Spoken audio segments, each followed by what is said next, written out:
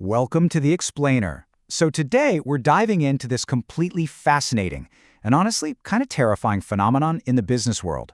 We're talking about the fatal mistake of confusing trapped, frustrated customers with genuinely loyal ones.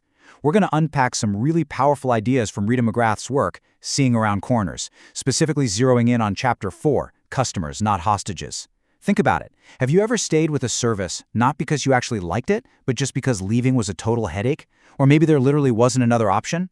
Well, if so, you've been a hostage customer. And as we're going to see, businesses built on taking hostages, they're basically sitting on a ticking time bomb.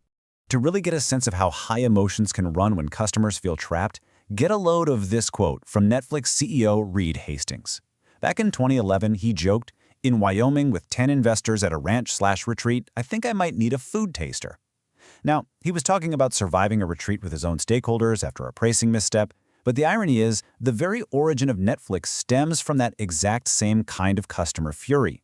The famous legend is that Hastings founded Netflix because he was absolutely livid over a massive late fee for returning the movie Apollo 13 to Blockbuster. Whether that specific story is 100% true or just a bit of good PR myth-making, it totally hits the nail on the head regarding the exact vulnerability that brought down giant empires. To understand why those empires fall, we have to talk about something called a tolerable attribute. Basically, this is a negative feature or a pain point that customers put up with, but only because they feel like they have absolutely no viable alternatives. Just like it sounds, people will tolerate the bad stuff, like those crazy late fees, as long as they feel stuck. But here's the catch. This illusion of safety is a hidden rot inside these massive business models. Because the second an alternative pops up that gets rid of that tolerable attribute, it rapidly goes from being a minor annoyance to a massive dissatisfier and eventually into a full-blown enrager. Let's look at the sheer, mind-boggling scale of this hostage-taking in the legacy rental business. $800 million. That is the actual amount of money Blockbuster made in the year 2000 alone, simply by penalizing its customers with late fees. Just let that sink in for a second. That $800 million? It accounted for a staggering 16% of Blockbuster's total revenue.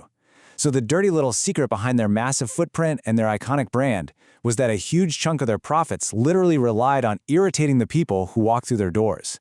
Put yourself back in the shoes of that customer in the early 2000s. You know the feeling. You're stressed, you're frantically rushing to drop off a plastic VHS tape or DVD, and bam, you get slapped with a penalty. Blockbuster was structurally built to profit from your pain. Now, the really crucial point here is that Blockbuster wasn't completely blind to the future. They actually tried to do video on demand way back in 2000 by partnering with, wait for it, Enron. But their attempt was just bogged down with constraints. The content was expensive, you had to use these clunky special adapters for your TV, and it just completely missed the mark on what customers actually wanted. Meanwhile, Netflix saw the real inflection point that DVDs created.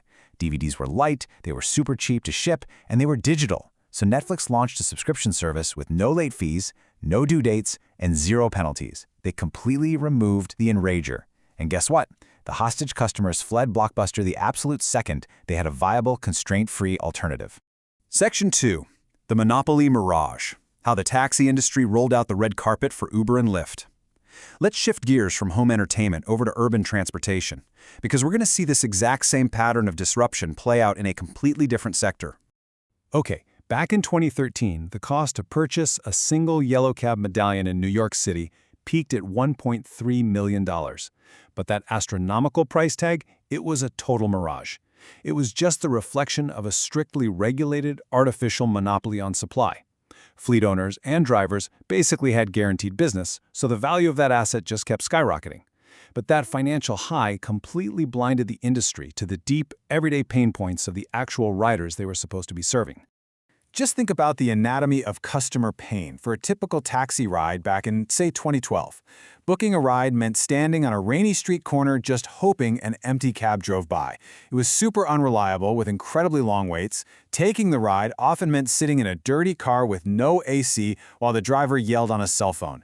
And paying? Oh boy, it was cash only, or the credit card machine was magically broken, or you were begging for a scribbled paper receipt.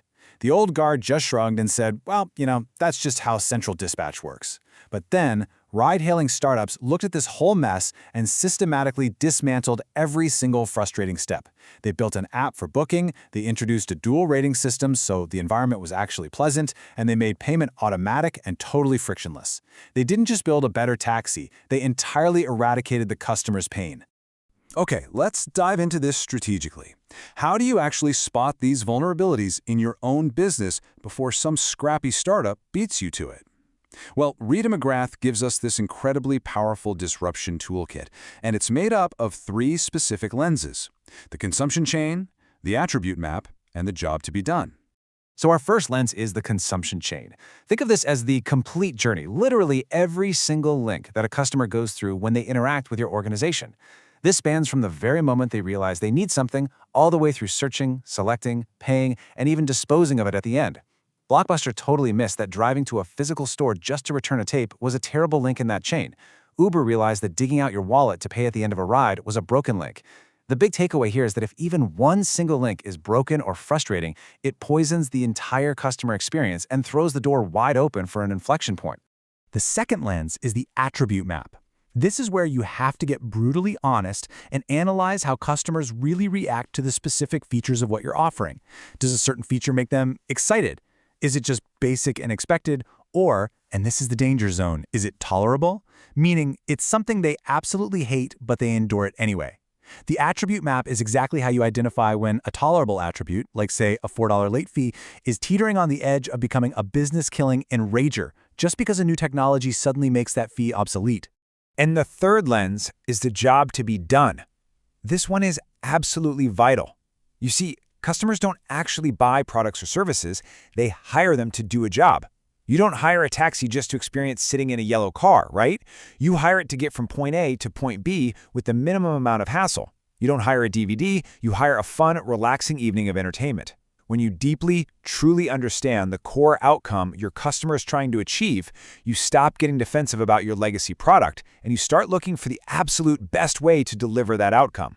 This brings us to a core challenge that Rita McGrath outlines. Business is basically a giant maze, and spotting those critical inflection points requires you to navigate through a maze of customer constraints. When you can pinpoint a barrier, an obstacle, or a point of friction that is physically getting in the way of a customer getting their job to be done, well, you have just found the exact spot where an inflection point is highly likely to happen. The ultimate key to navigating this maze? Simply removing those barriers. Which leads us to the stark, harsh reality that ends up killing so many incumbent businesses. There is a massive, massive disconnect between the corporate boardroom and the actual street. Boardrooms love to obsess over internal metrics. They're high-fiving, saying things like, our late fee revenues are at record highs, or, wow, our taxi medallions are worth $1.3 million. But down on the street, the customer's reality is completely different. The customer feels trapped, they feel exploited, and they are desperately looking for any alternative. Relying on internal metrics that actually celebrate your customer's pain is the absolute surest way to miss a massive inflection point. So I want to leave you with this really provocative thought, and I want you to apply to whatever industry or business you're involved in right now. I want you to look in the mirror and honestly ask, are your customers actually loyal? Do they genuinely love the job you are doing for them? Or are they just hostages? Are they simply putting up with your tolerable attributes, silently waiting for the day some clever innovator comes along, picks the lock, and sets them free? Understanding the difference between those two things is the very first step to seeing around corners. Thanks so much for joining me for this explainer, and I'll catch you on the next one.